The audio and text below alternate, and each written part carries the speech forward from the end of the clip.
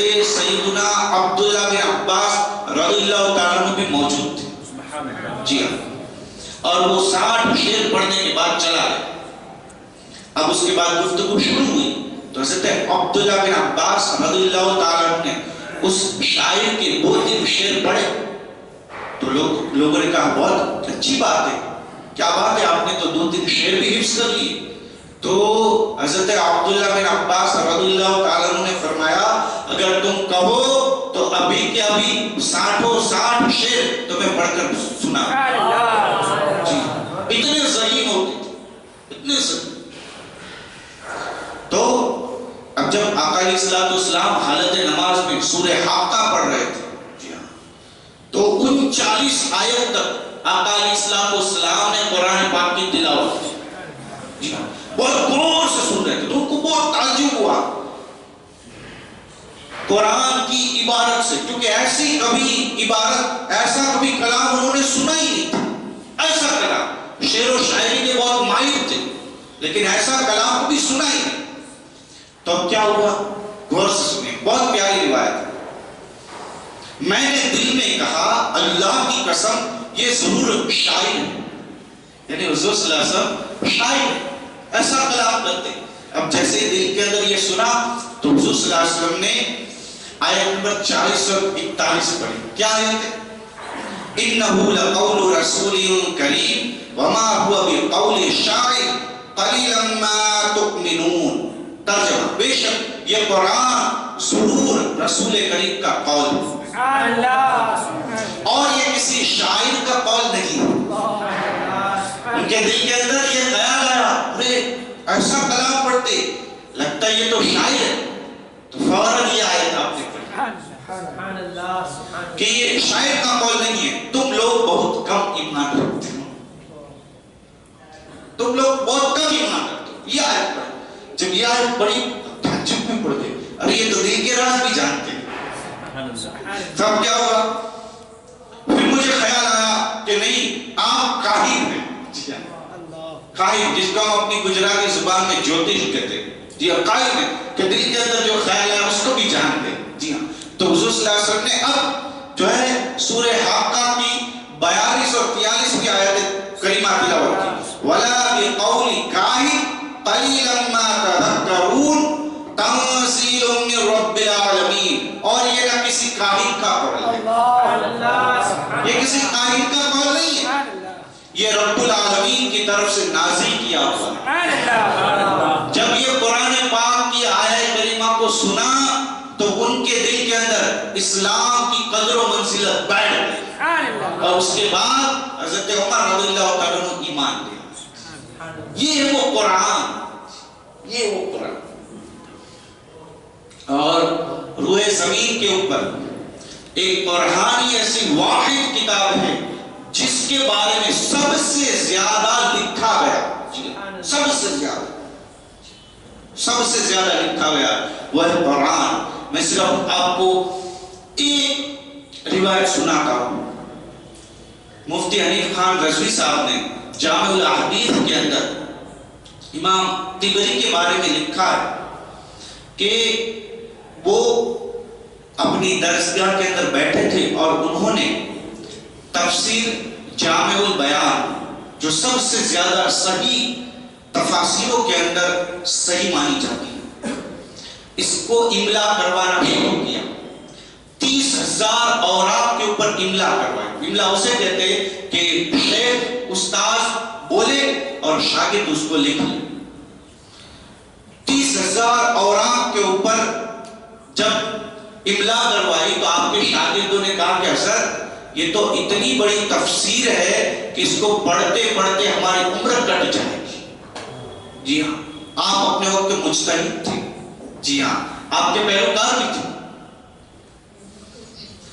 تو کہا کہ ٹھیک ہے آپ نے اس میں سے 27,000 اوراق کو نکال دیے، 27,000 اوراق کو نکال دیے اور 3,000 اوراق رکھے. آج بھی تقریباً 8 یا 10 جلدوں میں تفسیر طبری ملتی ہے. جی ہاں اور کوئی بھی مفسر ہو اسے اگر قرآن کی تفسیر لکھنی ہو تو اس تفسیر کو ضرور پڑھنا پڑے گا، کیونکہ آپ جو بھی روایت لائے سند کے ساتھ لائے.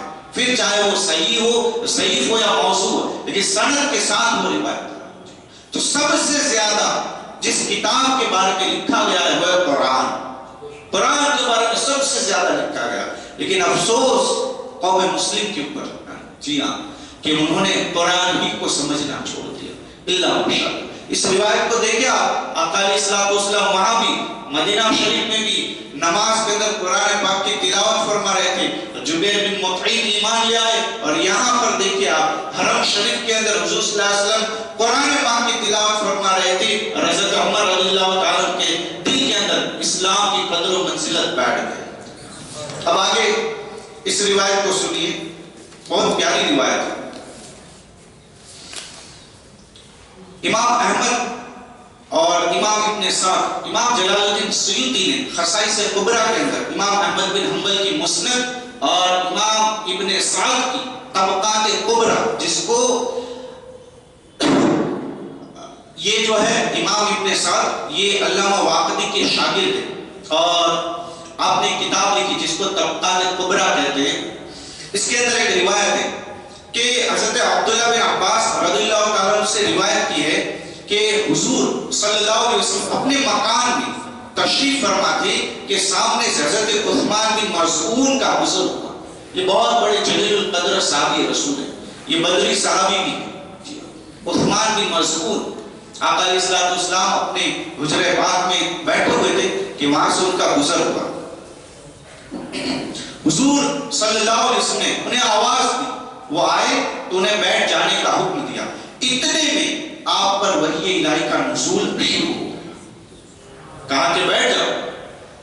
وہ بیٹھے اور اسی وقت حضرت جبرائیل علیہ السلام تشریف لائے اللہ کا پیغام لے کر۔ حضرت عثمان بن مظعون حیرت سے دیکھتے رہے۔ جب آپ کی حالت بحال ہوئی تو انہوں نے پوچھا، آپ کے چہرے کا رنگ متغیر تھا اور نگاہ ایک خاص زاویے پر جمی رہی، پھر اوپر کو اٹھی جیسے کسی جانے والے کا تعاقب کر رہی تھی۔ یعنی میں جب آپ کے پاس بیٹھا تو آپ کی حالت بدل گئی، آپ کی کیفیت بدل گئی، اور تھوڑی دیر کے بعد میں نے یہ دیکھا کہ آپ جو ہے کسی جانے والے کو دیکھ رہے، آپ کی مبارک آنکھیں کسی کا پیچھا کر رہی تھی۔ یہ کیا ہوا؟ آقا علیہ السلام نے فرمایا، ابھی حضرت جبرائیل علیہ السلام آئے تھے۔ حضرت ابن مسعود نے پوچھا، انہوں نے آپ سے کیا کہا؟ آپ نے فرمایا، انہوں نے یہ پیغام خداوندی پہنچایا۔ قرآن کی آیت لے کر آئے، کون سی آیت؟ سنیے، ان اللہ یأمر بالعدل والإحسان وإیتاء ذی القربى وینہی عن الفحشاء والمنکر والبغی یعظکم لعلکم تذکرون۔ بے شک اللہ حکم فرماتا ہے انصاف اور نیکی کا۔ یہ آقا علیہ السلام نے آیہ کریمہ ان کے سامنے پڑھ کر ان کو سنائے کہ اللہ حکم فرماتا ہے انصاف اور نیکی کا، اور رشتہ داروں کو کچھ عطا کرنے کا، اور وہ روکتا ہے بے حیائی سے اور برائی سے اور سرکشی سے، وہ تمہیں نصیحت کرتا ہے تاکہ تم دھیان کرو۔ یہ سورہ نحل کی آیت نمبر 90۔ حضرت ابن مسعود فرماتے ہیں کہ اسی وقت سے میرے دل میں اسلام کی محبت بیٹھ گئی۔ یہ ہے قرآن کی تفسیر، یہ کہ جو پتھر سے بھی زیادہ سخت دل تھے، قرآن نے ان پتھر جیسے سخت دلوں کو نرم کر دیا، اور وہ دل جو مردہ ہے اللہ نے قرآن کے ذریعے سے ان کو زندہ کر دیا۔ دل کو عربی میں قلب کہتے ہیں، اور قلب کا معنی ہوتا ہے منقلب، پھر جانا۔ مثال کے طور پر جیسے ہم یہاں بیٹھے ابھی دین کی باتیں کر رہے، قرآن کی باتیں کر رہے، تو ہمارا دل قرآن کی طرف جھک جائے گا کہ مجھے بھی قرآن سمجھنا چاہیے، مجھے بھی قرآن سیکھنا چاہیے، مجھے بھی قرآن پڑھنا چاہیے۔ جی اب جیسے ہی باہر جائیں گے اور چند لوگ جمع ہو کے دوسری باتیں کریں گے تو یہ دل جو ہے وہاں یہاں سے پھر کر اس کی طرف جھک جائے گا۔ دل کو مسلسل ایک کیفیت پر رکھنا بہت مشکل، بہت مشکل، اس کے لیے جد و جہد کرنی پڑتی ہے۔ جی ہاں، یہاں پر ایک بات اور میں آپ کو بتا دوں، ہمارے بہت سارے مسلمان بھائی ایسے ہیں جو اپنی ذمہ داری کو سمجھتے نہیں. ہم اپنی ذمہ داری کو سمجھیں. اللہ نے وقت دیا ہے, بہت ہی اچھی زندگی ہے. اگر قرآن پڑھنا نہیں آتا تو قرآن کو سیکھ لے, قرآن کو سیکھ لے. اس لیے کہ بستان العارفین کے اندر فقیہ ابو لیث سمرقندی رحمۃ اللہ تعالی علیہ نے امام اعظم ابو حنیفہ رضی اللہ تعالیٰ عنہ کا ایک قول نقل فرمایا ہے کہ قرآن کا حق کیا ہے, قرآن کا حق کیا ہے. تو امام اعظم ابو حنیفہ رضی اللہ تعالیٰ عنہ ارشاد فرماتے سال میں 2 مرتبہ قرآن ختم کرنا یہ قرآن کا حق ہے, یہ قرآن کا حق ہے. پھر آپ نے نیچے ایک حدیث پاک لکھی ہے کہ فقیہ ابو لیث سمرقندی فرماتے کہ آقا علیہ الصلوۃ والسلام نے جبرائیل علیہ السلام کے سامنے ایک سال میں 2 مرتبہ قرآن پڑھ کر سنایا تھا. اس لیے امام اعظم ابو حنیفہ نے یہ فرمایا, یعنی اگر ہمیں نہیں آتا تو ہم قرآن کو سیکھیں, پڑھیں اور تھوڑا تھوڑا سمجھنے کی کوشش کریں.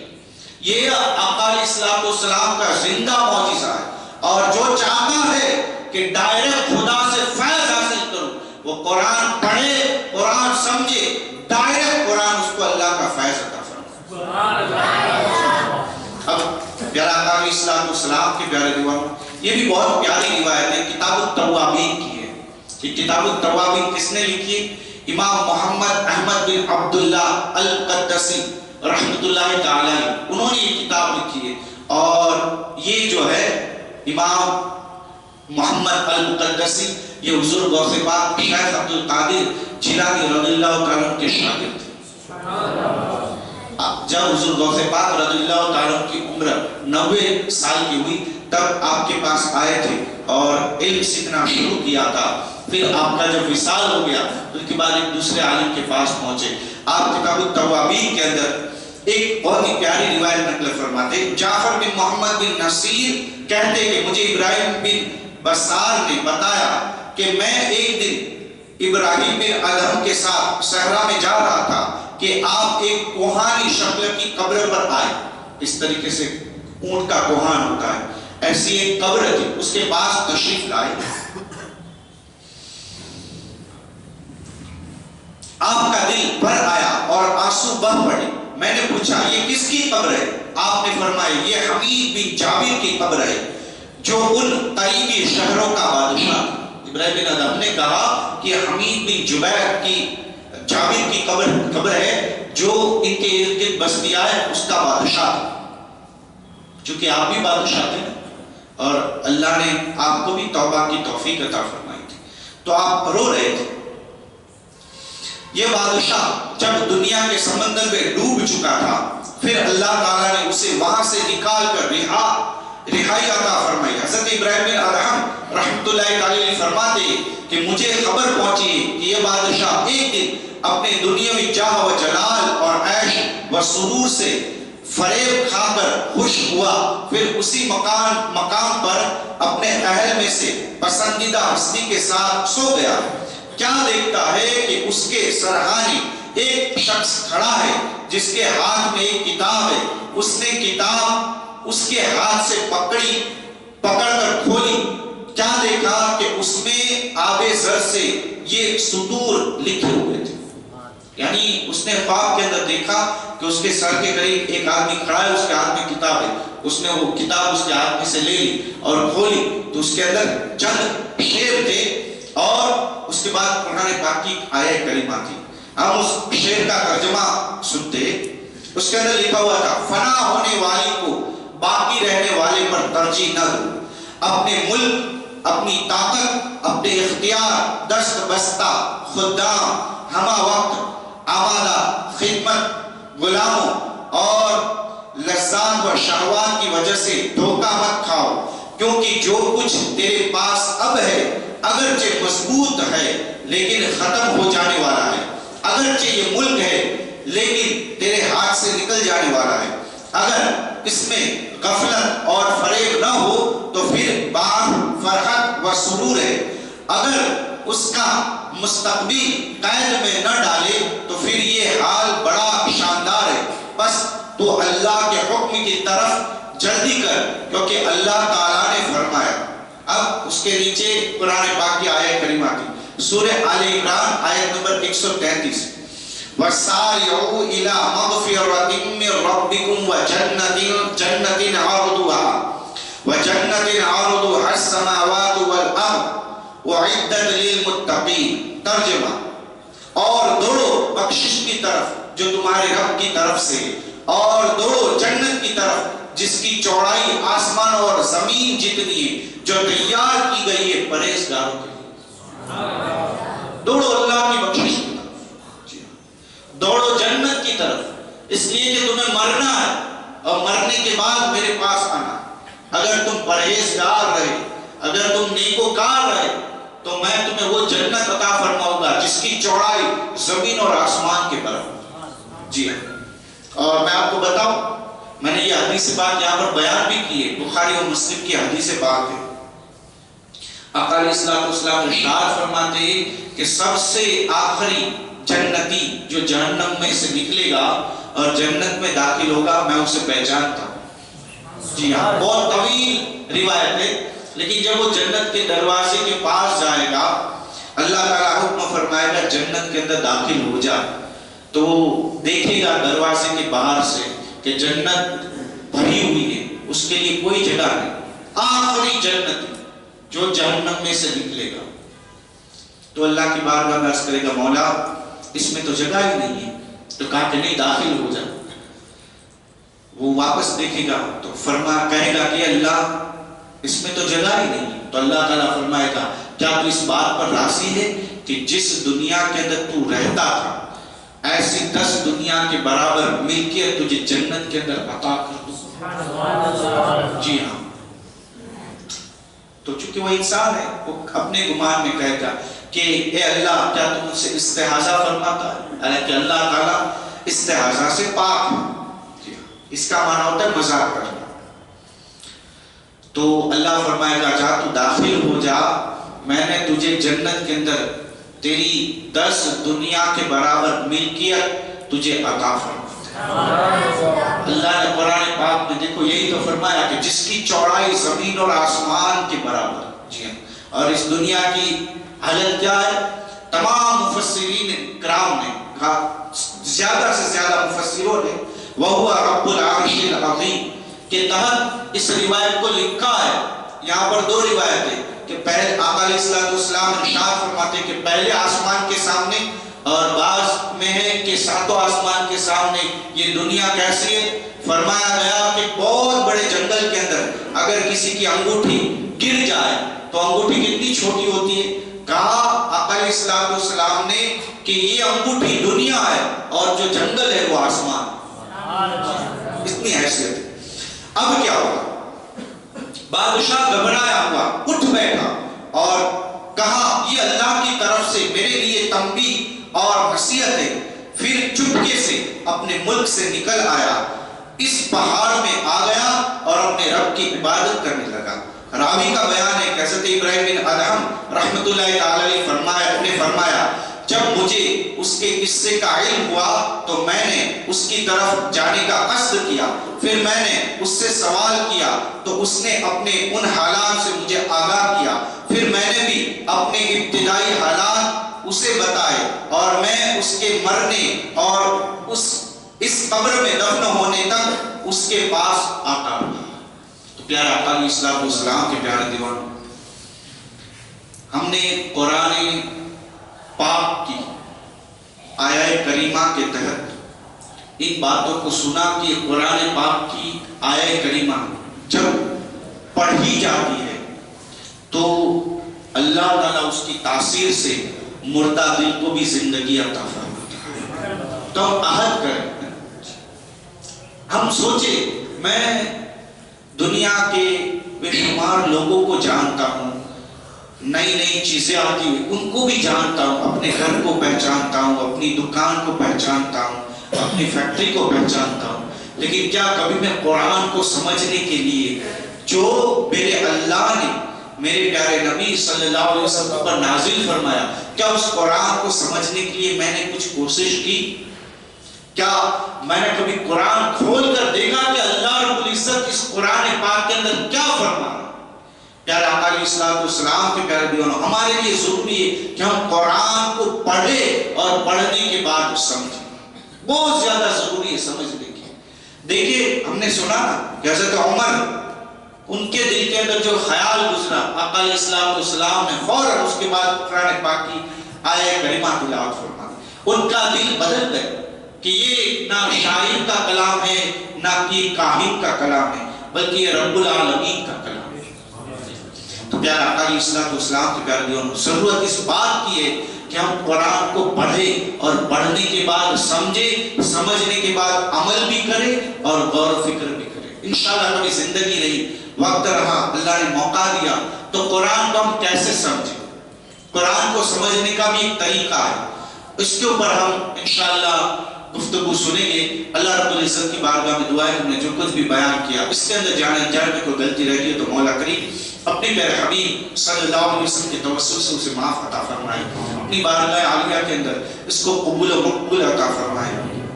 اس کا ثواب میں اپنے پیارے عزیز دوست شہید عثمان غنی بادولہ کو ایثار ثواب کرتا ہوں. اللہ تعالیٰ سے قبول عطا فرمائے. تمام مسلمین مسلمات مؤمنین مؤمنات کو ایثار کرتا ہوں. اللہ قبول عطا فرمائے برحمتک یا ارحم الراحمین. السلام علیکم.